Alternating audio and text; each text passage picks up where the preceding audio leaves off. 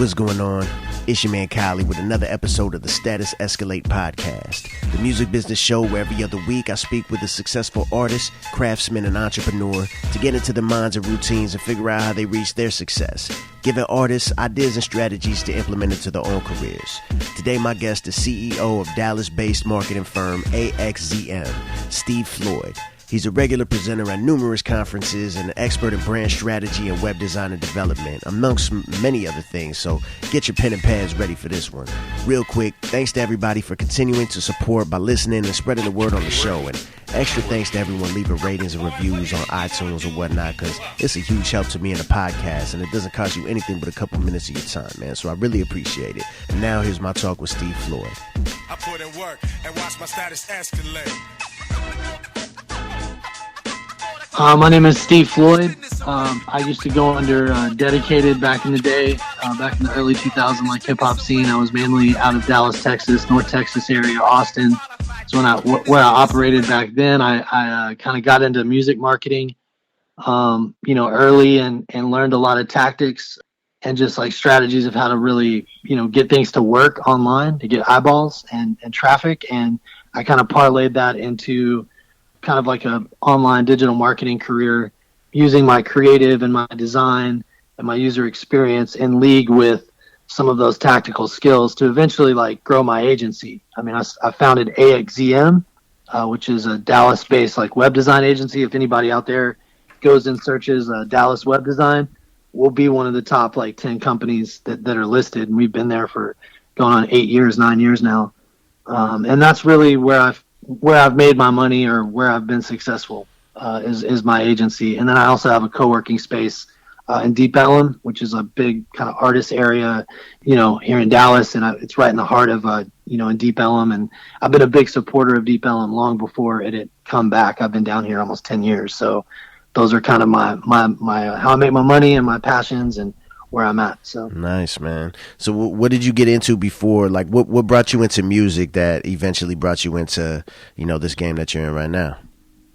I mean, I just always loved music as a kid and, been creative and like drawn and, design shit and just been a creative type person in general. You know what I mean? Like right. I skated, and anybody on the West Coast and like, especially in Southern California, can completely relate to just growing up. If you're over, maybe 30, 35 range or up to about 40 or mid 40s, you grew up in 90s era hip hop and just 90s music and like, the thrill of going and digging and trying to find information or just like any kind of music that you could about an artist and that, that whole process. And I think that it's different and I don't want to say it's dead, it's just changed, but that process, like, it sparks a certain type of individual and creativity that may be lost. It may not be that way in other generations, but I feel like that breed of person, just like we're collectors, we're curators, we have to be around youthful or like new shit, it's happening shit. If it's not, even at 40, I still check like the releases. I'm still looking at distributors like I was when I was 25. That hasn't changed. It's definitely everything's a lot easier, accessible to everybody. And if you're willing to put in the work, everything's more saturated, that's for sure. But if you're willing to put in the work, it's at your fingertips, literally. And then you just go out and execute, man. That's any business. That's just like the web business. If you go into any kind of digital marketing, like, if you think back 5-10 years ago, you couldn't find hardly any good information about search engine marketing or any kind of like digital marketing. Now it's so oversaturated. Your brother-in-law, your cousin, your little brother, everybody's like, oh man, I ran a Facebook page. I'm a fucking digital strategist, Yeah. Yeah, like anything. And I really have been doing this shit for like, 15 years, like, on paper. Like I've been so I mean, did you get into that through doing the music, through being that business guy? Basically, because think about it. Like I was a print designer. I started out, my first commercial print design that I ever got, offset print job, was like 99, 98, like doing illustration and like really crappy, corporate, like, design, you know what I'm saying? Not anything fancy. I'm talking like my very first job was doing, setting the actual print, the design that was finished onto the printer and like loading the paper, right. And then literally work my way up from there at different places to a point where I could actually design. And I sucked for a long time. The first 2-3 years, I had no formal training. Like I didn't know what I was doing. I just learned Photoshop. And then that led me by like 2001, 2002. I have a deck that I presented here in Dallas at a conference that was called like the Bruce Lee Guide to Strategic Content, the extended cut. And I actually go over that transition where right at 2002, 2003, just as I started making a little bit of money and, you know, being able to like support myself, the bottom fell out of print. And you basically had to be able to build a website or you didn't have a job. Right. You know what I'm saying? Like people didn't need print designers no more. Like print, you were that motherfucker still handing out a flyer in 2003.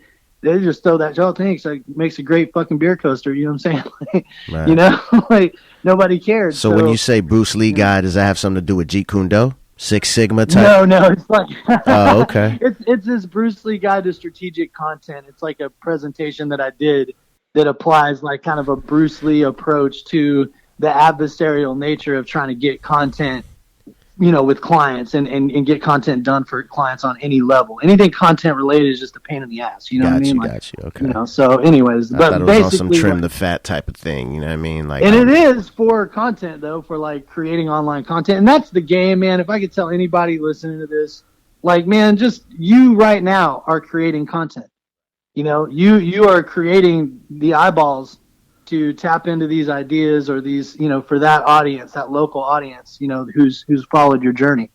And that's really the game. The more content you create, and all kinds of content, video content, vlogging, interviews, podcasts, you know what I'm saying, written content, transcription of that content, you know, you're going to create more visibility for yourself in general. And what do you do after that?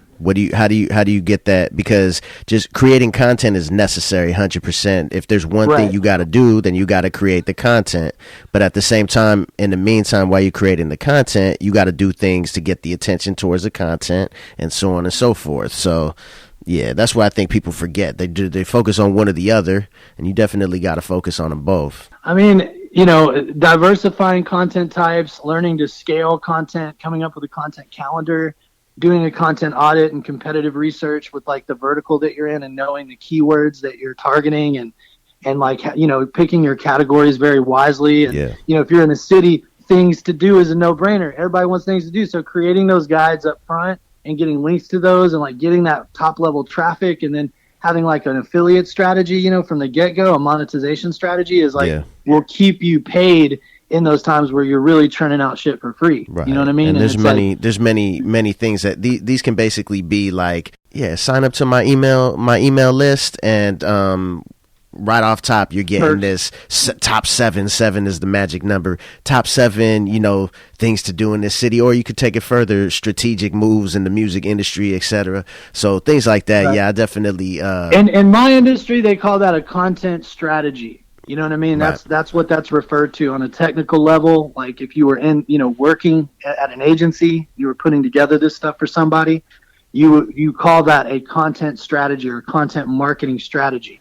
And that's where you look at your actual business or buyer personas and your market segments and who you're targeting, and you go listen to them on social media and you build personas. You actually build out data-backed personas that, you know, align with that user's needs. Right. And then you create content for that user. Which what you're basically saying is like you're creating a make-believe person in a sense. That's like a Voltron of your demographic. And and then you're catering your business strategy to them. You have two different types of personas. You have user personas and buyer personas. User personas are like for your website users where you just question their usability of your site and get feedback from them to improve their experience.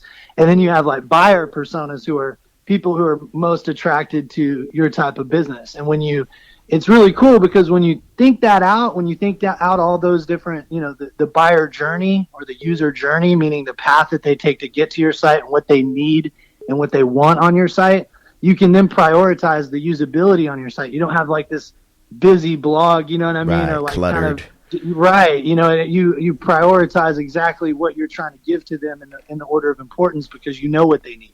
Yeah, It's definitely tough when you're the artist as well and you're doing both, because you got to find that balance between your art, because even like for people like us who probably have done our own websites from the beginning of our, artistic journeys, and other people like that, you can't just put a website that follows certain rules that non-artists have put together without at least having some, I kind of feel like this needs to be here and this. So you got to find the balance between your personal preference and what's best for, your business, based on whatever information you got or whatever strategies you've built. And that's something that's another thing that I think a lot of people have a problem with, because sometimes it just doesn't look the way you would do it. Right. You know what I mean? And that's the thing is you have to, and I'm not saying to do that with your music or your art. I'm just talking about when you have finished with your music. And that's the other thing people get wrong too, is you start getting people that are so into their marketing that they're compromising their artistic,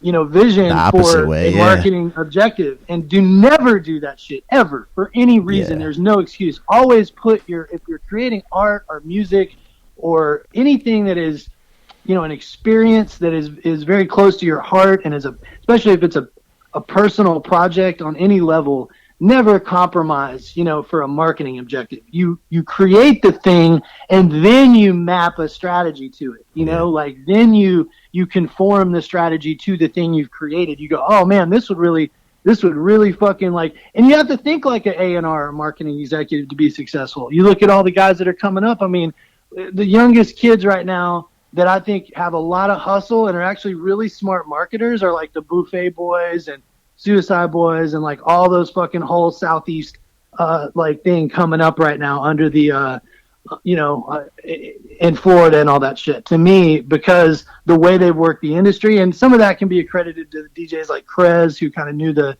DJ business, prior, and the electronic business, like the EDM business, who kind of peep game in Florida and Miami and the conferences, and they kind of brought that into networking the shows, Right. And but our personnel regionally could learn from that, and say, hey, you take whoever's new and whoever's hot in a region and you get them out on the road very quickly, and you don't make a lot of money. You just do it pro bono, because what is that? What is that to do that for like 2 or 3 rounds? You get to see the country for free, and, you help them, and you're not getting in their pockets, and then they pay it forward. They get you hookups as they come up. And we don't think like that in the South. Like, in our cities we do, but outside of our cities, we're kind of crabs. Like Houston and Dallas, we've always not fought, but just like been rude to each other. You know what I'm saying? I don't want to say fight, because there's never no physical shit. It's not like Bay Cats beefing with LA Cats and shit gets real. It's like just petty beef, like petty bullshit, and you look at our artists and it's reflective of that too. You look at Erica, super creative, eclectic, like the queen, you know what I'm saying? Then you look at like Slim Thug and you're like, it's just a different culture, a lot like the Bay and, in LA, you know what I'm saying? So we're no different. Every region has that kind of northern part to the southern part of this, state kind of shit going on if you're a big state. And competition. I think competition is the easiest way to say it. It is, but it's like family, like people that compete with you in your family. They love you. They got love for you, just like we do people in Houston. We love those motherfuckers. Like Houston did it first. They did it big. We have nothing but respect. But we're starting to finally, like northern part of the state in general, and like Austin and Dallas are finally, the last 5 years, are starting to get visibility and respect. You know what I'm saying? And right. and that's, don't be petty. Like, don't shit on us as we're coming up. Like, let us get a little bit of shine. Erica's invested so much in the city, and that's why we're getting, shine. She's and brought what it Erica back to us. are you referring to? Erica Badu. I mean, if right. you've not been looking at OK Player and some of the news, and her birthday parties have been like a huge PR outlet for our city. From old school promoters like Viz with the A-Team, and Asiatic Team, doing the big Mad Flavor reunion, all the way to, current day, guys like Brick Mason out on tour with Wiz Khalifa and Taylor Gang, making moves out of Mesquite and Grand Prairie area, like people are starting to bring it full circle, and we're getting some of that, back finally, where if I talk to somebody about Dallas hip hop back in these are some of the 2007, things people actually know what's going on. Prior, you would just say Vanilla Ice. You would. It's all good. Like, that's how we got treated. But there's way more to it. It's like if I said is some dumbass kid out of Simi Valley is like Lil Pump representative of LA hip hop. Fuck no. There's a whole history. You got everything from Snoop Dogg and gangster rap to fucking all the whole. I mean, dude, we could talk about this for an hour. Yeah, I'd rather not though. Let's slow our roll a little bit. Let's shift gears. It's cool. I love to talk about hip hop guys. Yeah, I hear you. I want all this. Let's keep the volleyball game going back and forth though. So shifting gears a little bit. Like I want to kind of get into the earlier. Well, let me say it like this. I'm an artist. I'm doing my thing. I got my group. I'm the business dude. Everything I did, I learned myself. I did myself from the graphics, whatever it was. And I started to learn. I started to get better. And it took a long time before I decided like I'm going to start doing something official with it. I'm saying I made other people money and all that before I decided to actually do it so I could make money, Right. What's your version of that? And when did that kind of happen? Probably like 2005, 2006, I got a job offer at a nonprofit, and it was at the end of 2004 is when they first reached out to me, but I kind of shut them down. I did some freelance stuff, and then very first January of 2005, I moved out there, and that's when I was in California until about almost 2007, 2.5 years, I guess, almost 3 years, up in Buenaventura and down in El Segundo, and a little time in Hermosa Beach, and I got the full welcome to LA experience. You know what I'm saying? It was awesome. I love Los Angeles, but it's too expensive. But to be able to get anywhere and not drive 3 hours each direction. But yeah, like for me, that was the turning point, that time frame, because before that I was just freelancing, and I was kind of like a mid-level like graphics person. I've been doing it like 4 or 5 years. I was talented, but I wasn't like a top person. And then I went to LA, and over about that 2 or 3 years, I didn't know a lot of people. So I worked my ass off. I just worked like 12-hour days for this company and got really good at a lot of shit. I ran Joomla CMS, content management system, back when it had just been forked from Mambo. And this is back when like you didn't even know, nobody even knew what a content management system was. You know what I'm saying? They didn't know about WordPress or none of that shit. These projects weren't where they were at now. Right. And I learned how to run that CMS and like learned how to code a little bit and just got my skills up. I knew a little bit, but I got pretty good. I got pretty talented to be able to kind of jump ship from there and go to another in-house place. And the places were not really paying that good, and the cost of living was better in Dallas. I was like, why be a scrub in LA when I can go be a big fish and go back home and be with my family? And like now I've got job skills, and that's what happened. I kind of came back 2007, and I just really committed to growing my business. And from that point on, I moved in this little loft in Deep Ellum.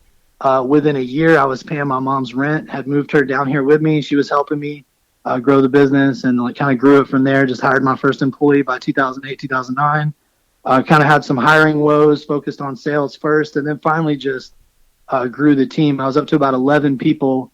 By 2014, we did about 840,000 in revenue. I only made about 70K that year, and I got my first lesson in margin, and just like that full cycle that I just explained, it's like a learning process. Like what I would have, if I wouldn't have gone through that, if I wouldn't have like, you would have gone through that no matter what, but the stakes would have been higher if you got through it without. That's why it's important to fail fast. You know what I'm saying? Because you got to go, because you're gonna fail. But if you fail fast, then the stakes are a lot less. Because you can be making a lot of revenue but not be making a lot of net. You can be killing yourself for like nothing. I was working 100-hour weeks, managing 11 different people, and what I learned is, don't hire juniors in the earlier part of your business or hustle, whether that's the music business or any business. Don't hire juniors. Go find those badasses that are at your level or better, because you don't want to be in a room full of B-teamers. Yeah. That you're not going to learn anything. You want to be the dumbest motherfucker in the room. You want to bring the B-teamers in when you could turn them to A-teamers, when you got the time to, right? The problem with certain B-teamers is they only want to empower C-teamers because they want to keep their jobs. And job security, when that becomes first in an earlier stage business, it will fuck you up. And that goes for an earlier stage artist or an earlier stage business. You need a hand up. You don't need a hand out. You know what I mean? And that's really, what I learned the hard way is just don't hire homies. Well said. You think it's going to be all good, but they're not going to do for you what like someone who's really motivated and sees a career path through you. They're going to go, man, I'm going to hustle whatever the fuck this dude says, I'm going to leave on a good note so I have his good word. I think I'm trying to work my way up, and that's definitely like, there's a time where you want to do everything yourself and you have full control over everything. I'm speaking for myself. My own experience is like, if you could do it yourself and you have the time and you could save money, why wouldn't you do it? But eventually you need to figure out what to delegate to who, if you're getting contractors, or if you're in that place where you do hire somebody like officially, whether it's an assistant or an employee to run your merch or whatever the case is. But you really need to it's like an equation. Everything's an equation. You need to figure out if the money you're paying this person who's good at what they do is worth, you saving time, them doing it better than you not having to worry about the shit, different versions of that. So, man, if you're not thinking about that, you need to ASAP. Yeah, and that's, those are just, I don't know, man. I don't know when it fundamentally, like, I think really when it all changed is when I committed to just starting the damn thing in 2003. I started, it didn't go anywhere for like 2 years. I was just freelancing and not having to work all the time, and then that led to a really good job that gave me enough money to be out in Cali and like push my skills and just be more visible, and then I leveraged that to come back. And now I was like, I was like somebody, I was a big fish in a small pond for like 3 or 4 years, and it got me a lot of business. And now that I'm here, I think it's about the pivot. It's like, what do you do when shit changes, when the market softens up or like the game changes a little bit and you got to switch your shit up? How do you react? Do you stick to what you know and keep doing the same thing, or do you adjust? And like, that's what I've done right now. Stay ahead of the curve. I saw the sharing economy. You've probably seen this, and your listeners have probably seen this, where like, the last 2 or 3 years specifically, this whole like startup scene and startup economy and like kind of sharing economy is popping up, where all these co-working spaces and all these like SaaS businesses, these software businesses, and there's more people are learning to code and design and shit, and like learn how to program for the web. So more web-based businesses are popping up. It's just a natural thing that's happening. And as you see that happen, I'm looking at that like 5 years, 10 years from now, going, where's that going to go? It's going to blow over with artificial intelligence and all the technology that's on the forefront. Like, a lot of these jobs are going to be automated. So you have to really think quickly. You don't have another 5 years to sit around and think about what you're going to do. You got to like look at where a market opportunity is or a niche and hammer that shit and own it. Niche quickly, the fuck down. Niche down. And you might have a little time, but every year that window gets smaller and smaller. I know. You know what I mean? Like right now, you might have a couple years. You know what I mean? There's this new thing I heard of, Snapchat or Instagram. Right. Let me jump on it and learn it before anybody really knows it. And a couple years into it, you're good and it catches on or whatever. But before you know it, things aren't going to take 10 years to catch on. They're going to catch on in 1 year. And if you ain't on it real fast. I have Snap filters. Like I got in real early with that and developed an audience. To this day, I can put out a video and have 100 people, 150 people looking at my snaps. And I invested early. So those early adopters are my audience. I don't have just random kids. I have people who are other influencers who are watching me in all different types of verticals because I got in early in that community.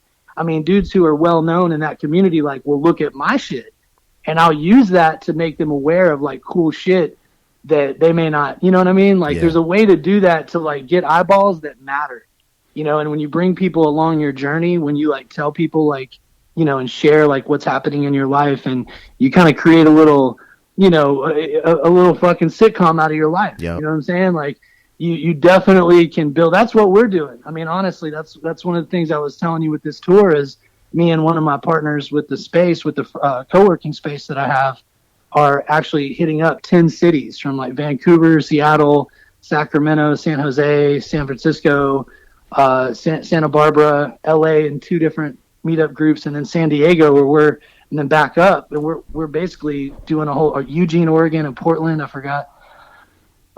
We're doing a speaking tour where we're introducing this new co-working space and like the insights of where that sharing economy is going. So if any of the listeners out there want to attend some of those speaking events in LA, I'll definitely, we'll have all the links, of course, how to get in contact with you and everything we talk about right here. The links will be available in the show notes for sure. Let's get into some of that stuff because I know you're commonly, or maybe that's not the right word to use. You're often presenting on panels and conferences. I know you've started up some groups that kind of led to this tour. Can you touch on some of these things? Yeah, I started back in like 2009, the Dallas Content Strategy Meetup Group, which kind of brings it full circle with our first part of our conversation. Right. And, that realization as like a web designer or a person that works on the web, a web developer, digital marketer, like content that isn't focused on exactly who it's made for in a strategic manner, that's placed to be along a certain stage of that buyer's journey. I discovered like the content wasn't working for the sites I was doing. So I started looking into it, and I went and saw back in 2007, 2008, I went to South by Southwest Interactive, one of the first years they ever had it, back about 10 years ago. And I saw Christina Halverson, who, is a well-known content strategist. And she was like talking that language, she was about that life. She was like, this is the fucking way you do it. Like all these people in the process have it fucked up. You need to do it this way. And I just studied it, and started a group and just to learn about it. I wasn't trying to be some big authority. And I'm still not like a major authority in that space. I'm known, but I'm more of like known for strategic thinking around, finding your business, right. Concept. Whatever you're going to do, like how are you going to approach that and go to market in a way that will allow you to be successful with the budget that you have. You may have $1,000 or $1 million. And that's really why people come to me, not necessarily just to write the content or build the website or any of it. They come to me to put it together and find those people so it's done in a way that's successful. Yeah, you want to maximize eyes, maximize ROI, right. Everything. Man, right? I got one shot, Steve. Like, how in the hell do I do this? I may only got 10 grand to do this whole idea. What pieces? I'll pay you some money to put it together for me, but how do I do it? And that's really if you don't mind saying it, what's like a lower end budget that you'd be willing to take for, say, like an artist who's, because man, these kids right now only do music a lot of times. They're like 20, 21. They still got the crowd because they've been rapping from high school, so they got all their friends from school. They got a huge crowd. They got merch. They're selling merch at meetup spots, once a week, and they're making bank, and they got that money to invest, and maybe they don't know exactly what to do, or they've been just doing buy great. a power hour. Buy like a power hour. It's like $150, and it's where you send me a list of like questions and problems and resources that you need, and I go through for like an hour and create a overview and a plan and links and like how to save money doing every little, for your specific problem. You have people that may have a great social media following, but they can't activate anyone. Right. They're not able to get anyone to do anything. Numbers are just numbers, people. Right. Until you make them work for you. They're not engaged, and that's problem number one. But just I wouldn't even artist stuff. I more just give free consulting too. Just hit me up, and if you have a problem and it's simple, 9 times out of 10, I don't even charge for it. It's more of people in that tier don't have the resources anyway, so I just try to point them in the right direction, until they do. And then when you do get resources, hit me up. Yeah, you ready for that next step? This is the type of shit that, you need to be looking into to see if it's for you. And you actually, because the whole thing is, it's like a video game, you know what I mean? And everything is a level. And you get past that big boss, it's a whole new level. But sometimes that big boss, bosses after that, and the bosses get harder and harder. You know what I'm saying? You need to get that knowledge and that experience behind you. And sometimes you reach out and pay for it. Did you see what Swiss Beats is doing? He went back to Harvard, dog. Nobody even knows. This fool went back to the OMP program in Harvard, which is the owner's program. You have to have like made over 200 million. Like it's a real hard program to get into. It's for like established entrepreneurs who want to get like a real executive, like high level Harvard MBA, but skip all the prerequisites and bullshit because maybe they didn't have access to education later in life. Right. This fool went back. Look it up. Google Swizz Beats Harvard and look what that fool did. It's amazing. I mean, he went back, got his MBA. He's still got I think he just got out this year or something. But I mean, he's in all these symposiums and shit and like well respected. He learned the language and he said, I did it because I would go to these meetings and you're talking about leveling up. And that's what motivated him because he felt like this little nobody. They're like, oh, who are you? What have you done? Yeah, I don't know that. I just know business process. And these are the units and this is how this works. And this is your distribution. And here's your publishing, and then we got these points on this, and like breaking down all these numbers. He didn't know what the hell they're talking about. Right. He has no idea, and he was like, I wasn't a part of the conversation, and I just felt like for me to elevate And so that's somebody that when you say that kind of in music, that's who I think of. Yeah, a lot of times. Fucking Harvard, dude. Harvard. Yeah, a lot of times we got the tools and we get the knowledge from, ground level, but didn't have the schooling or whatever the case is. And there's a different, like you mentioned. Not like these public schools are helpful. I mean, fuck, man. Like, you got to get your Goodwill Hunting on. You know what I mean? He learned all that shit himself. Yeah. You know what I mean? There's always a way. It might suck. Well, let's touch on that before we go to a break, because I know your upbringing wasn't the greatest, you know what I mean? And I know you got to where you're at, despite a lot of bullshit. Without getting too technical, I really would like you to kind of touch on the more personal, emotional side of things and like how you got to where you're at and like really just, it's not like there's not things specifically there to stop you or just things that are there to stop people in general. But there is a ownership that certain people have that gets them to where they're at, that successful place, through the bullshit that a lot of people just give up and submit to. What are some of those things for you? I mean, man, my dad was a heroin addict. He used to play in Stevie Ray Vaughan's like first band over at Poor David's Pub off Lower Greenville. Oh wow! At the old location, down on Lower Greenville before they moved. And I grew up literally in bars. You know what I'm saying? Like I grew up like 3, 4, 5 years old, 6 years old. A lot of turmoil between my dad and my mom. He actually got shot in the stomach by my grandmother. Oh wow! And that caused a lot of animosity for him. I would think he used to like beat the dog shit out of my uncle, like his little brother, and then his sons, 2 cousins who were big oxes, would like beat the crap out of me. So I would get like the shit that my dad would give because my dad was like the big hoss, you know what I mean? But he'd be off fucking around, and gone. And my uncle would just leave them to like, you know what I'm saying? Like whatever, suplex my ass, like just constant beatings, that coming up. But that shit makes you tough, it builds character. It can. But let's talk about the things that you had to do in order to make sure it does make you tough and it does build character, because it could easily turn you to the wrong type, right? Right. I think you see people who go, Columbine and craziness, you know what I'm saying? Yeah. Like people choose to go that way. And I think that's just, I don't know, man. I mean, I think that's to me, that's a newer thing.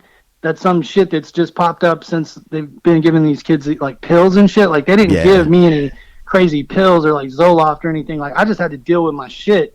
And, I had to face those bullies. And one by one, I went from getting my ass beat to like beating their ass. And me, at least them knowing, don't fuck with him. It's not worth it. Yeah, exactly. You know it ain't about beating their ass necessarily. I'm not going to get a black eye over this. I may beat his ass, but I'm going to get a black eye and shit too. And I want to fuck with it. So it's like even if you're not a big badass, you can still hold your own. Exactly. And I learned that that's the same way in business. Yeah. That people that I was afraid of, like, and you got to understand, I was mentioning being a white boy earlier only because we couldn't promote, like, you didn't have very many white promoters in hip hop in Dallas, like, at all. I just want to be very clear about that. So when I started promoting shows, when I was talking to you, I was one of maybe 3 or 4 guys in all of Dallas hip hop who had ever promoted any shows, who had the balls to go promote and just do their own thing. It was a big deal. Like, it was scary because the other promoters were like kind of mad dogging you, like, are you fucking culture vulture? And it's like that's come up now and been so weird where it's like, can't everybody just like music, like different kinds of music? Like, if you like jazz, are you a jazz culture vulture? I mean, you know what I'm saying? Yeah. Like, where the fuck did that go? But I don't want to get side. Bottom line for me, I feel like,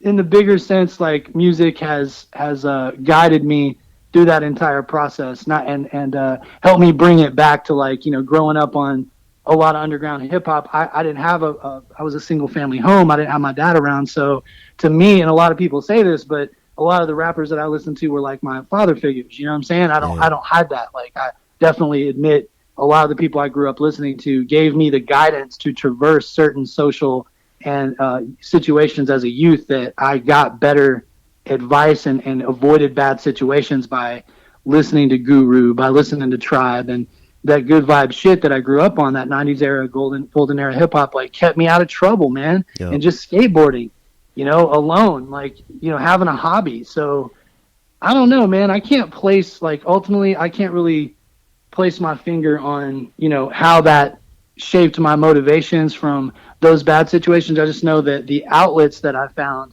helped me find resolve. Yeah. You know what I'm saying? So I would just say if you don't have a hobby and you're in a negative situation and you find yourself stagnating, just changing that pattern alone, just finding a hobby and something you're passionate about and continuing to do it, even if it doesn't make any money. And then also, you know what I'm saying? Just trying to find outlets for where you're at in life and not stagnant. You're going to become the net result of whoever the fuck you hang out with, period. I mean, there's no way around it. Like, if you're hanging out with three losers and you're the fourth guy, you're going to be a fucking loser. Like, you are. More than likely. Go look in the mirror at that shit and face it right now. If your three homies are dead end and you know they're going to get shot, killed, fucked off, or they're just dumb. They ain't even G's or gangster shit. They're just being dumbasses. They're just dumb motherfuckers. You do not want to be the best example out of your clique of friends. Yes. It would be great if you had other people to look up to reach towards in your, like a peer that you want to be as successful as or be like. Yeah, that's what you want. You know what I mean? Don't be hanging out with a bunch of people. Don't be the Cyclops in the land of the blind. You know what I'm saying? Right. You do not want to be the best player on a team full of midgets or little people, you know? We talked about that when I was talking about Mike King. For me, that equal would be like Mike King. He was a few years ahead of me. Mike King, right?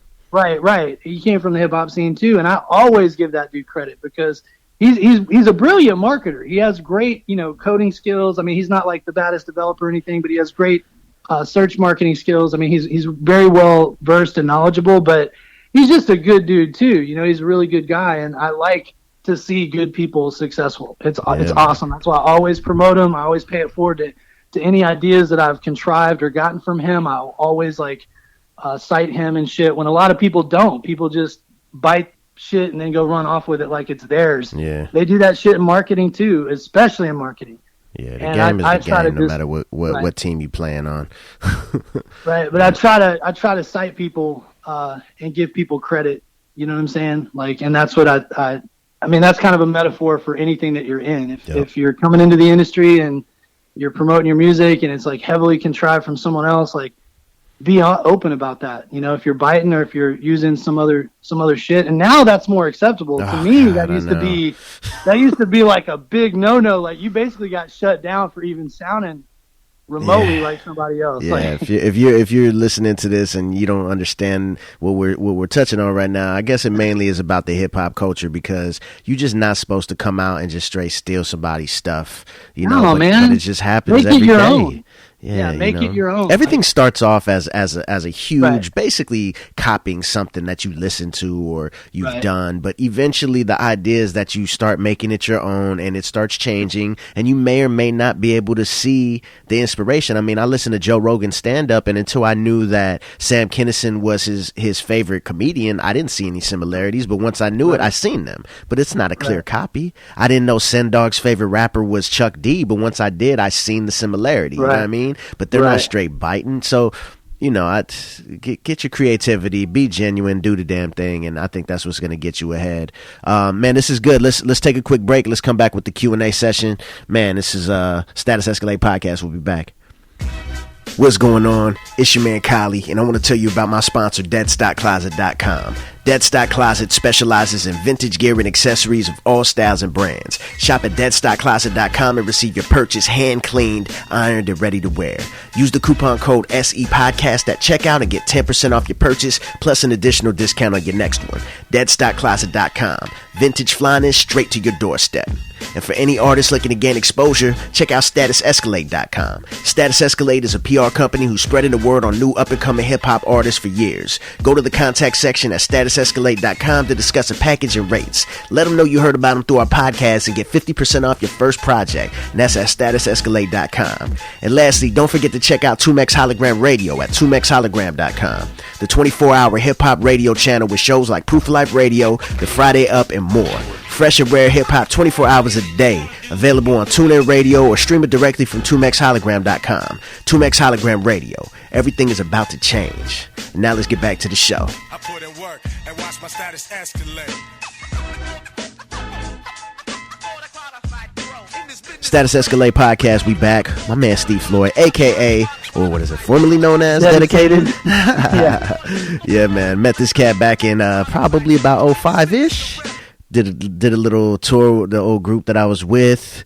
Did a show out there with the Galapagos fam, and we even did a show with that same night with 6'2" from Explosive, that song with Dr. Dre. Oh, that's cool, man. Yeah, that was cool. That same night. I had a homie in town. He was, yo, let me do a song here. I'll let you do a song there, type of thing. So getting that networking on. Yeah, that was a great time. Then I got really sick. Threw up at what was his name? Figment? Brian? Was that his name? Probably. Yeah, we were staying at his pad. He had the biggest album of burnt DVDs I ever seen in my life.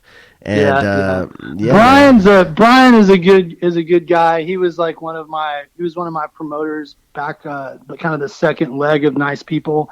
Nice People was kind of like the equivalency of Chinky Eyed Fam, kind of like the real underground nerdy shit, and just underground shit in general, old school 90s shit. Like we did a lot of that stuff leading up until you had people like who came in after us, man? That's where you start tapering off. After your era is over, you don't keep up with all the new kids for a while. But I think it's like, just to give props, I think it was like Never Dig Disco. It started coming around 2006, 2007, like the Plano kids and like more the North Dallas kids started to kind of come in and promote. We were East Side, like even Brian, even though he's kind of clean cut, he was up from like East Dallas area where I was from. And it was kind of like, like I said, you couldn't promote back then, like, prior to like 99, 98 and really get many people to show up. If you were, in my opinion, for the shows that I saw, there was like Brian and two other people that had done it. And it just was really hard unless you were doing kind of rave, like, dance oriented shit. Right. You couldn't do straight hip hop shit and get B-boys to show up if you were a white boy. Like it was like that. You know what I'm saying? Yeah. And we were kind of the first ones where they would start to show up for us and they kind of like let us be, just mainly because we were from East Side. It was like on what I'd established at the Sandbar. And then I kind of handed that off to Brian, and he was also from East Dallas, but he'd just gotten an inheritance, and he had money to pay for the shows and give people guarantees. I wasn't trying to pay people's rent. Helps. Yeah. You know what I'm saying? Trying to pay your own rent. I got to a point where I honestly, like, I ran out of money. I funded the scene from about 97, 98 to like 2002, 2003. And then Brian came in for like 2003, 2004, 2005 when you saw him. And he stopped pretty much after about 2005, 2006. And I did one more series of shows in 2007, and we kind of shut it down. Nice People was like, at that point, about 10 years. We had done our part and, went through about three different groups. And I just wanted to kind of leave it on a good note. We did do the Nice Drop Records, Texas Hip Hop Massacre. We're probably going to release another one of those. Oh. A volume 2 coming up with all the new people from this region. We try to do it like every 8 to 10 years, just kind of like a revamp, a new volume. And yeah, I mean, keep a lookout for that, but nice. I'm not doing a lot of I'm just doing behind the scenes stuff. I'm routing and connecting people. I'm right. like, do you need to meet a promoter? Do you need to meet a distributor? Do you meet somebody here, an artist? Like, is there anybody I can plug you into, kind of thing? Not necessarily I'm trying to middleman some show, or I'll leave that to the other people. You know what I'm saying? Like that's a lot of work too, man. For nothing, for not a lot of money. Too, yeah. Well, let's get into this Q&A, man. The whole idea behind this, man, is there's somebody out there who wants to do exactly what you do, or just things that we can help with, but they're sitting on the couch thinking that things are just too damn tough, so they ain't even trying. A lot of times things seem or look intimidating, but once you get up close, you realize, man, shit ain't that big of a deal, and it's way easier than you thought it was going to be. You know what I mean? So these questions are, they're pretty simple questions, but they're designed so that people can understand, shit ain't as hard as you think, bruh. So with that being said, let's just get started right off top with, do you have any daily routines? Yeah. First thing, man, I get coffee, yerba mate, and get my brain going. You know what I'm saying? So I'm most productive. And then I like to go through like all my feeds of different sites that have information on my particular industry. There's a great tool you can use called Feedly that lets you organize RSS feeds from your favorite news sources. So you can just kind of quickly click through the latest news, and see everything that's new and, update yourself on information. There's in virtually every industry that you could be in, insurance, like marketing, sales. There's like at least 5 to 10 blogs that have lots of useful information and tips. And help you set new standards and new ways to do your job better. Go find those and use Feedly to organize them, because just between getting your coffee and reading, you'll stay up to date and you'll get new hacks and tips like every day on how to do your job. And you won't have to dig through all this bullshit. But in a game where every day shit is changing, you need to stay updated with your shit daily. You know what I'm saying? So that's good. That's like one of my main routines when I wake up, and then I actually get to like fulfilling, work, and that's kind of twofold. On one level, I have to look at what work was done by other people that are doing the work for me, right? And I have to kind of manage them essentially, and so it goes back to me making a big deal about hiring, because if you hire good people, you don't have to manage them as much. They do their job the correct way, and unfortunately, I have that sweet spot now where I only have 3 people, 1 freelancer, where I don't have to manage as many people, so I can scale myself more and give them and delegate tasks. When I'm done with that, and I've tallied up the hours, and I've tried to make sure that everything's on track, then I can actually get to fulfilling my own work. And I usually don't even get to that till like 3 to 5 or 6 in the afternoon sometimes. And I'll stop if I'm home and working from home. I'll stop and have a family hour and eat an hour or 2. If I'm at the office and doing an all-nighter and I'm not going to come home till like the next day or something, and I have a deadline, then I'll just work straight from that point till like midnight or 1, so I can give them that late email that like still kind of met their deadline. They were expecting it earlier in the day, but I still got it to them like that night or something. Sometimes like that will happen in any kind of under promise, over produce.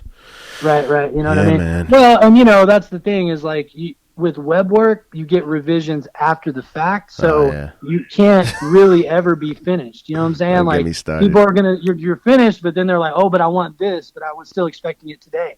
And they want it by midnight that night. Oh, just a small change. You got to change every fucking thing. Like, sometimes a small change is a domino effect, bro. I got to change everything. I can't just put this little thing here, man. That shit don't. Exactly, the domino effect. You don't understand, man. I try to explain it. But it's just one word change. I'm like, yeah, but it's the main word and the whole damn thing. Anyways, all right, let's keep it moving, man. Aside from Feedly, because that's a good one, do you have any life hacks? One thing that will definitely accelerate your research and job skills in anything is just to learn to use search operators in search engines like Google and Bing. Remember that word. Go Google that. Search operators. It's a set of commands in search engines that lets you find deep searches and information about anything.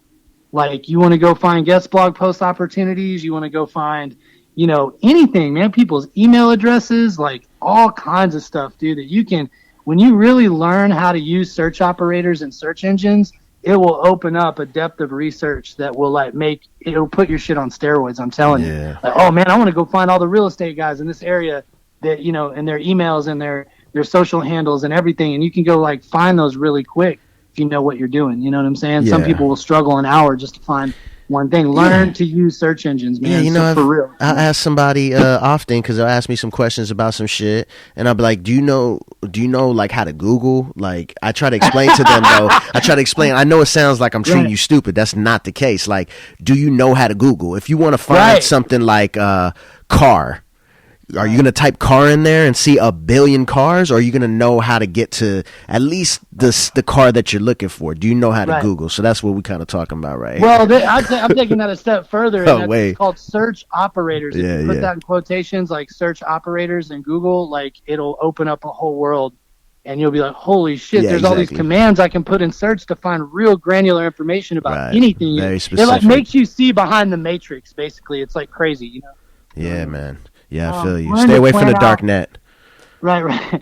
Learn to plan out. Other than that, like learn to plan out your networking and outreach so you don't step on like any landmines socially. If you're in an industry, whether that's just artist networking, if you're like a painter or a graph artist, or if you're a DJ or you're a producer or anything. I mean, if you're just out hustling, selling websites or some marketing service or social media or something, learn who the players are before you go to a meetup group. Like, look at who the organizer is. Look at who, all his buddies are. Look at what company they work for. Look who's associated with them. Look who their clients are. Like, be well-versed. I'm not saying be a creeper or a troll, but just be well-versed and do your research. Always do your research. Yeah. But before now people on the West Coast, they already know this. That's like a given for people like in Southern California. But you go to the Bay, and maybe in the startup scene in the Bay, but you go in Northern California, especially like Portland and maybe a little Seattle, but nowhere else in the U.S., maybe a little New York, I can't name it. The rest of the country doesn't do that. They'll just go to a place and say, hey, what's up? maybe look and search on social media and see who the main people are, but they don't do deep research or competitive research. Well, who are they associated with? Who's throwing this show? Who are their homies? Like, what crew do they come? Like, that's just common sense shit that, like, apply that to more than just, you know, an event. You know, do that in business, and you'll fucking be successful. That's what you know you what I'm saying? You got to do it. Because you'll run into those people. You'll run into those key players, and you'll make a good impression. You'll say the right thing. You'll have more ammo. You know, what I tell people is before you go to an event, friend and like and give ego bait to every person who's a key player or shot caller in the industry that you're in. You know, actually, like, friend them, like their shit, and get them to respond to you and notice who you are at least once or twice before you go to the social media event. So they're like, oh yeah, I think I saw you, and you have some kind of icebreaker. Yeah, you know what I'm saying? Like, very important. Yeah. Give me an example of a failure turned success or a success turned failure. Well, shit, man. Just basically what I'm dealing with right now in the transition from a larger, like, mid-market kind of boutique to a smaller, you know, 3 to 5 man team, you know, back like I started, and just learning that, you know, my own limitations. But for example, I worked 90 to 100 hour weeks in 2014, and, you know, I made about 70, 80K, you know, if you include travel that year, as far as my takeaway and my salary. And previous years, I was doing like standard senior level digital strategy salary, 120 to 160K was my takeaway with bonuses, no matter what I was doing. If I was consulting or if I was, and that's normal. That may sound like a lot to you guys out there, but when you're like 35, 40 with kids, that's actually pretty standard. You know what I'm saying? That's not that big of a deal to get a salary, especially if you're on the West or East Coast. Like, that's not that big of money. You know what I mean? But bottom line, I was used to getting that. And then in my business, I realized I ain't going to get that no more. I'm going to work real hard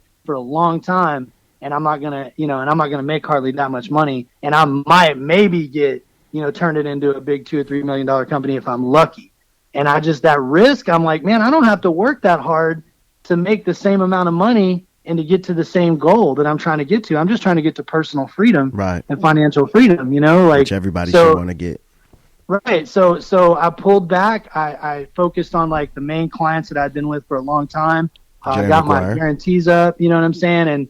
And was able to end up, like, making more this last year, 2016, 2017. I'm going to have a better takeaway than I did in the 3 previous years combined, you know, and then I'm out of debt, and then I'm, like, getting ahead and, you know, paying off my house note and all the bullshit, mortgage and all the shit you have to deal with. I actually got it. So is that bad that I don't have the big agency anymore and 12, 15 people circling around, and I'm not the big agency owner? Like, I'm not flying out and speaking as much, you know, right now, the last year or two. Like, is that a failure, or did I pull back so I could actually survive the end of the business cycle? Because that's what none of y'all realize. This shit is a boom and bust. It's a rigged game. It's a casino gulag. It really is. It's a fixed game. They have liquidity that they pump into the market at the first part of the business cycle.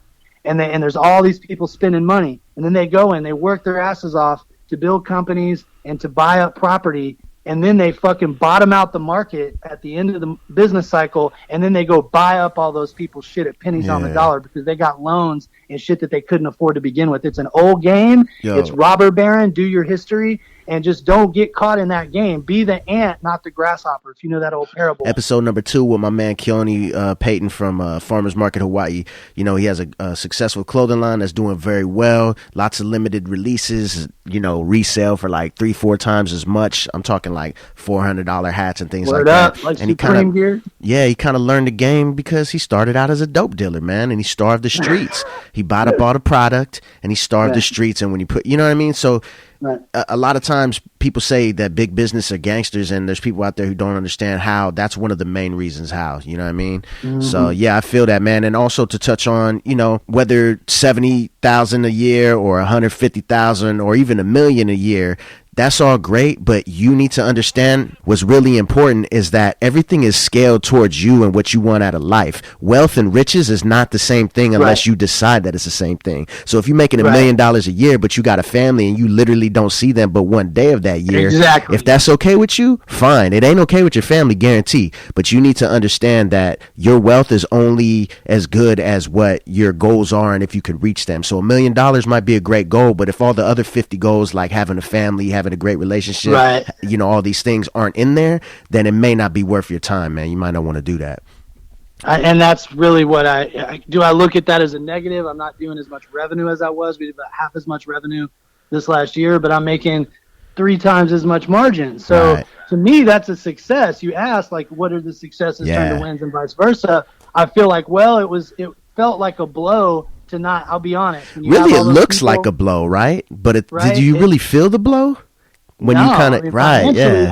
I've worked 25-hour weeks. I have way more time with my family, and I'm making 3 times as much margin, and I'm working like a fourth or a fifth as much. Like, I'm way happier. So that's better success for me, and I can work on like bigger ideas. You know, like I kind of was limited to my overhead and my payroll, and that's the scary thing that happens when you do find a little bit of success.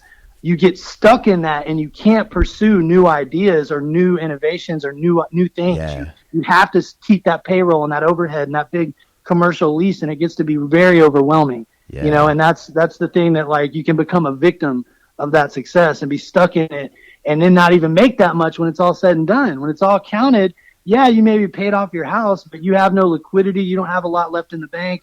You're just kind of like got your shit set up. And for people who came up poor or didn't come from the best background, that's often what happens in our businesses. So I tell people, live lean on those distributions. That's what I was talking about. When I was paying myself $70K, it was because I could have paid myself a $300,000 salary, but I would have bottomed out the business. You see what I'm saying? Like, I could have paid myself $500,000 and said, fuck everybody, and you're fired, and I'm keeping all this. I hope that $500,000 is going to last you like 5-10 years, because that company's done. Right. But when you're growing a business, that doesn't, if you're ethical, that isn't even an option. Right, I had clients that I needed to fulfill work for, and promises I had made, and I had, like, responsibilities. So you want to do that. If you're a hood motherfucker, there's a part of you that's like, well, fuck everybody. I got it now, later. And that's what some people do, but I'm a sucker, I guess, because I've not at all, man. You're a businessman, and you see the bigger picture. What you just said. Your reputation is more important than the money. If you want to last. Integrity. If you want to last in this business, you got a puzzle. Your life is a puzzle. You're putting the puzzle together. You make the wrong moves, you lose a piece of the picture. It's hard to put a puzzle together if you don't see the picture. Yeah, exactly. Your reputation, your integrity, all this. People look at you how they look at you, what they heard, their dealings with you, things like that. So you make the wrong moves, you're going to suffer in a lot of different ways, man. What do you do to ensure execution rather than just an idea that never goes anywhere? Really, just like the right people. It comes full circle to, like what I've learned in my own business several times over, from my production company, Nice People, to, AXZM Group and my agency, to even like Frontier and the progress we've made the last like 90 days with this new venture. It's always the people that you include and learning to delegate. Like, if you're not a very good leader, you're going to attract other people who aren't all that great. You know what I'm saying? And developing my leadership skills and like better presentational skills, like where I'm actually speaking in front of a group and I have like a cadence and it's almost a performance, just like, DJing or emceeing. I do a much better job and can captivate those people and help retain them better. But when I'm just off the cuff and like a homie and like a conversation, so you have to learn to like turn that shit on and attract the right people and get the right people involved in your idea if you want it to be successful, because without people, you're not going to do shit. You can't do it all yourself. And that's the hardest lesson you're going to learn in music, in any form of business, is you have to find people who are equally passionate and be able to delegate and empower them and split up the money and be a good business person and just a good person, and you'll attract like better people. When I was more shysty and younger and I didn't have any business sense, I did have bad dealings and good dealings, both extremes. I had the J Live show went out without a hitch. I broke Strange Fruit Project and S1 and all of them, like, before anybody knew who they were. Like, they played at Trees with the J Live show that we did in 2003. This is like old school Dallas hip hop history, and motherfuckers didn't respond, you know what I mean? Like, that I was associated with until that event popped off.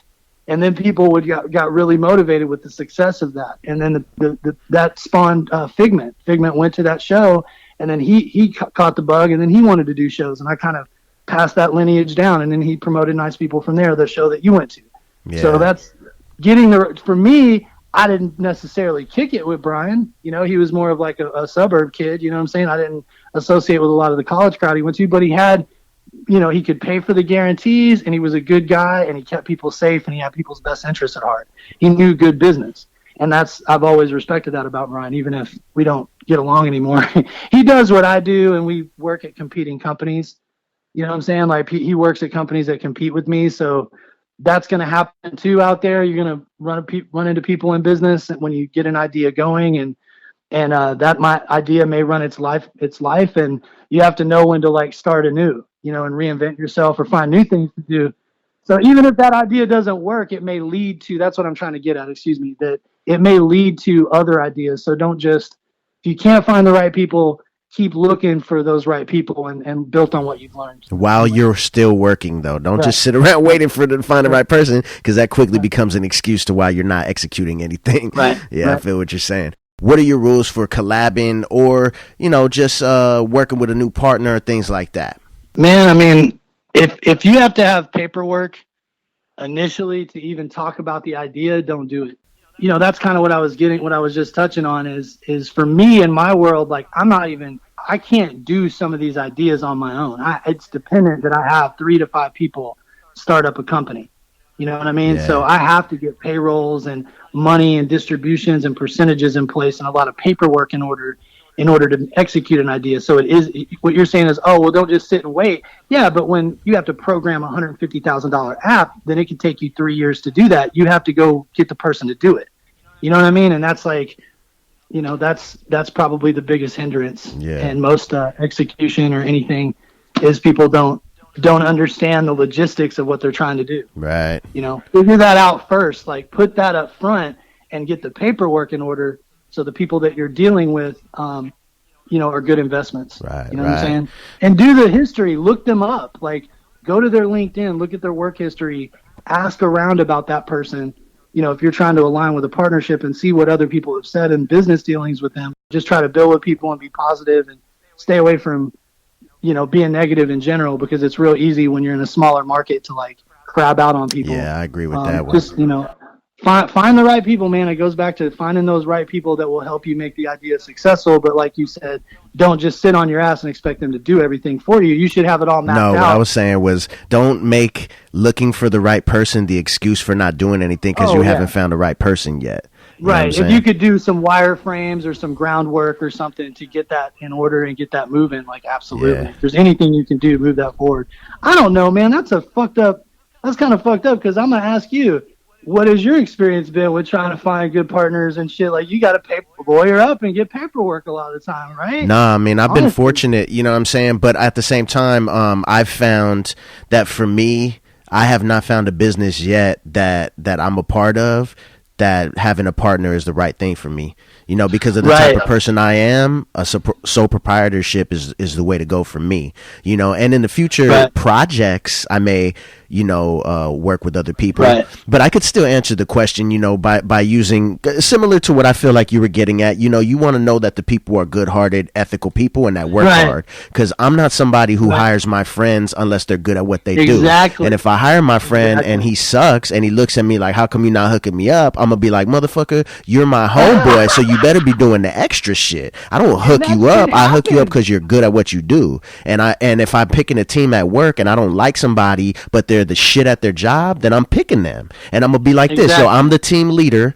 We clearly don't like, if this needs to be said, we don't like each other, but you know I work good at what I do, right? I know you do. That's why we on the team. Let's do the damn thing. Let's kill this shit. So that's how I look at it. You know what I mean? Quality, and if you could deal with the attitude and the personality, that's the way to go. For me, at least. And that's a lot of people who are creative, though, man. The more brilliant you get, you know, and interface with people in any kind of artistic or creative endeavor, you know, often the more difficult they are to deal with. That's not unfounded. You know what I'm saying? Yeah, it's hard. It's just part of the territory, you know. Give me a suggestion for the listeners, either a book or a movie or some kind of essay, a blog post, something that's really, you know, helped you or what you do, or something that you know, think somebody should read and what they're doing. Make them successful.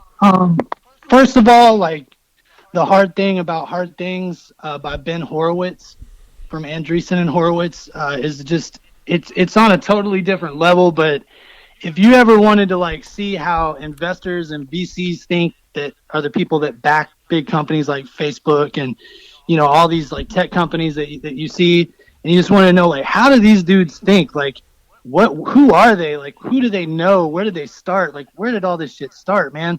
That book opens you up to the whole world of VC and like tech, Bay Area kind of Silicon Valley kind of ecosystem, and it gives you really good insights on like the tough things about running like a new startup or a business. So it's twofold. It'll educate you on the ecosystem, and it'll educate you on, you know, how to get down in business and how to think about business current day. And then the second one is probably Failing Forward, which is kind of what inspired the name of this this tour that I'm doing this summer in June. But it's Turning Mistakes into Stepping Stones for Success by John C. Maxwell. And it's just like a really good inspirational book that, you know, makes you feel like, oh, at the end of it, like, okay about like that process of failure. And you realize that it's literally the engine of success. Right. It's not it's not like, oh man, I fucked up, this didn't work. Because really, I'm 0 for 2, man. One of the first SaaS businesses that I didn't mention this earlier, on Penguin, I sold within 6 months to Jim Boykin for like 6 figures. You know what I'm saying? Like, and I'm not bragging. I'm just saying that was my very first app, and I sold it. It worked. You know what I'm saying? My very first business, AXZM, it's been successful. I've generated like 3.5 million in revenue myself independently. So for all intents and purposes, I'm a success, but I'm not happy, like you mentioned earlier, with the kind of work that I'm doing. Right. I'm like, man, I want to do the fun shit. I want to use my resources now to like do, you know, empower other people, basically. Exactly what this show's about. And that's like more of the tip that I'm on, like from 40 to 50, because I feel like if you do a good job at that through your 40s, that actually becomes your safety net, that network of people that your reputation, man. Yeah, that becomes your safety net because you paid it forward. You came back and say, you know what, I made some money, but I'm going to come like help all these other motherfuckers. So when you're 50 and kind of played out and you ain't able to like do what you used to, it's all good because people are like, man, that motherfucker helped me. That cycle is what we forgot in society. I feel like we don't reinvest enough, and that's why you see like the startup ecosystem thrive, and then you see the inner city fucked up, you know, to this day, because people aren't reinvesting, you know. Okay, this is what I call the top 3. Give me 1 do, 1 don't, and 1 must have. Don't fuck around. What does that mean? In general, like if you are actually actively trying to like better yourself or your situation on any level, don't fall back into negative habits, be it procrastination or drugs or just drinking or anything, you know, whatever that is. And I got homies that all they do is smoke and maybe chief out totally legally in California, but they're not as motivated. Right. And I'm like, man, maybe wait to do that till the weekends or something, or just go party like you would if you were having a drink, if it's for you, you know if it's not for you. If it's not for you, then don't do it, or do it, but don't complain that you're not going nowhere because you know exactly why. Some people can do that and stay motivated. There are many successful entrepreneurs that smoke all the time and they do fine, but some people can't, and get in tune with that and don't fall into anything that hinders you from executing on what you're trying to work on. You know what I'm saying? And that would be the don't. So you said 2 don'ts and 1 do? 1 do, 1 don't, and 1 must have. And 1 must have. That's a don't. So a do would be surround yourself with good people and positive people, because that, you know, will become who you are. I just want to reiterate that shit is really, really true, man. Like if you have toxic elements in your life, you know, get rid of that shit. Like, do focus on and invest in those people too. What I'm saying? Just like they do you, and you'll get the same in return. So and a must have. You must have a healthy fear of God and just God in your life on some level. Have a relationship with whoever you choose to call a God. Like, have some kind of relationship with that higher power. I happen to be Christian, but I specifically don't try to preach or push that on people at all. You know what I'm saying? I try to just walk it and do it and help people, not, you know what I mean? Get into all this dogma and like my interpretation, because that's not my right. Like, your personal relationship with your God is your right and has nothing to do with me. So when you find that, you'll find your life will probably be a little less turmoil and it'll be a little better. Yeah, no matter the religion or secular belief in God, your a healthy relationship with a God is easy to see. An unhealthy Right. relationship. It's a healthy relationship with the universe. Yeah. You know what I'm saying? Agreed with that's how I feel. So definitely, you know when it's healthy and you know when it's not. But Right. yeah, I hear you on that, man. Last thing before we get on out of here, I'd love for you to leave our listeners with some words to live by. Just stay true to yourself and be prepared to work harder than your competition. You know, Yeah. like life is competition. You know what I'm saying? Just like we talked about it throughout, kind of sprinkled throughout this talk. And, you know, some people get down about that and are like, why am I not getting a trophy? Why isn't everybody helping me up? Like, accept the beat down and just in that process, stay true to yourself and be prepared to do that work. Like, go into it, like, prepared to take the beat down, and you'll actually have a lot better character. And, like, you know, people will help you out and you'll move faster through the ranks because you've got that, like, you're cool about shit. Like, you're getting a beat down, but you got a real good attitude about it. And it's just those two things. When you're prepared for that and you're staying true to yourself, you usually don't go wrong. Yeah, man. Yo, it's totally fine to be disappointed or even upset with a failure, but don't let that distract you from what you can learn from it, man. You need to be there to pick up the pieces and to make yourself better on the next one, man. 100%, man. Thanks, man. Thanks for coming on, dude. Won't you tell the people how they could get in contact with you, how they could, the hour of power, you know what I mean? Power hour, I'm sorry. Hit you up for that or whatever. Consulting block. Yeah, everything. If somebody wants to know more information about, like, maybe you have an app idea or a startup idea or some kind of concept that you think could do really well, I offer free consulting for that kind of stuff. If you go to stevefloyd.me /about, that's kind of an overview. You can scroll through and there's a little image at the bottom you can click on, or you can go to / start a project and basically hit me up and I'll follow back up with you. But I have like a affordable consulting hour that you can buy through Stripe, basically, and I'll sit on the phone with you and then give you a follow-up email that answers like a lot of technical questions and just kind of like exactly what you should be using and, you know what I mean, for your idea. Now, do you have something that can help? Because, you know, a lot of people aren't even that far into the business to where they know how to help themselves or the questions to ask. Do you have something that could help with that? Because I think that's important. Yeah, if you Google this AXZM, super awesome content strategy, if you just Google that term, there's a spreadsheet that I put together that I put out at Big Design back like 4 years ago, 2013, 2012, that has like all of the stuff that you would need to document your project. It's called the Super Awesome Content Strategy Worksheet, and it basically outlines all that shit. Like, you don't, you know, all those questions that you have, like, well, man, what do I ask, and what's my messaging, and what should I be giving this person to scope out my project? Even if you're just a consultant and you're trying to get into it, I gave it away free, you know, years and years ago to help people, give people a starting point. So like a content audit. It has like a different content calendar. It has like a campaign worksheet and campaign planner. It has a persona worksheet. All the stuff I've talked about in this podcast there's a worksheet on my site you can download that will give you basically all of that stuff. So if you want it, you'll get it for free. Yeah, just man. share. You got to share it on social media. That's what it's about. That's what it's about. Put it out there, man. We adding value to become valuable. I think it's as simple as that, man. So thank y'all for tuning in. This is my man, Steve Floyd. You already know what it is. Peace to the Kahleagues. Thanks for tuning in to another episode of the Status Escalate podcast. I appreciate your time and support, and extra thanks for rating and reviewing the show. Be sure to visit platformcollection.com for other great shows on the network, like my man 60 Show, Life on the Road with 60 East. Also the 2Mex Hologram podcast, Really Though, Crappy Awesome, Orchestrated, and of course my other show, Proof of Life Radio, plus more, man, all on the Platform Collection network.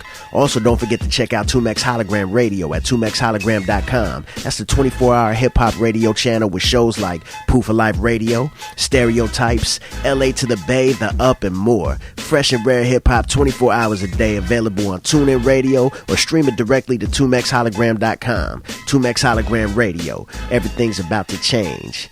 Big thanks to my sponsors, Dead.Closet.com. Dead.Closet specializes in vintage gear and accessories of all styles and brands. When you shop at Dead.Closet.com, you're going to receive your items ironed, cleaned, and ready to wear. No cigarette smell or pet hairs, just straight professional business with my folks over there.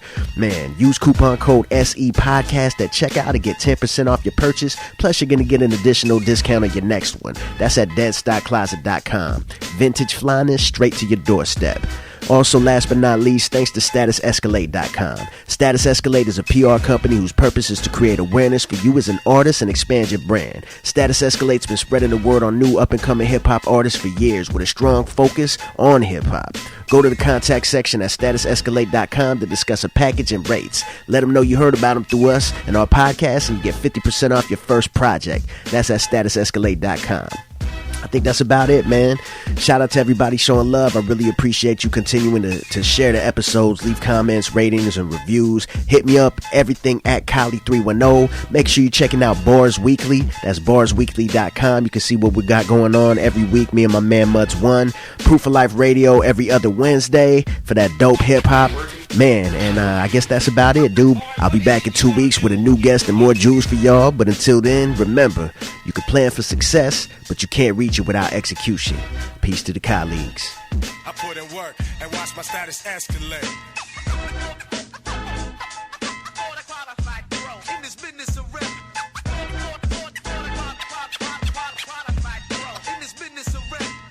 Brought to you by PlatformCollection.com.